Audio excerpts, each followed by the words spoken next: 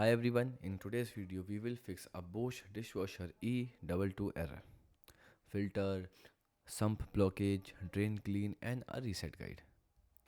So the fixed one, you can clean the filter. Turn off the dishwasher and unplug it. Open the door and remove the bottom rack. Then twist and pull out the round filter at the bottom. And in step 4 you can rinse the filter under running water and remove food and dirt. Then in step 5 you can put the filter back and lock it properly. The fix 2, you can check for standing water. So turn off and unplug the dishwasher. Look at the bottom tub for water.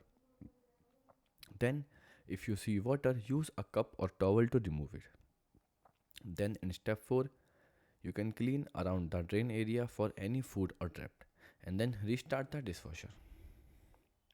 The fix 3, you can clean the drain pump area. So remove the bottom rack, take out the filter. Then after, you can remove the pump cover. You may need a small screwdriver. Then in step 4, you can check inside the glass pieces, food or blockage. And then at the step 5, you can carefully remove drips and close everything properly. The fix 4, you can reset the dishwasher. So turn off the dishwasher. Press and hold the start button for 3 to 5 seconds or until it reset. And the step 3, you can wait up to 1 minute. Then turn it back on and start a new cycle again. Goodbye.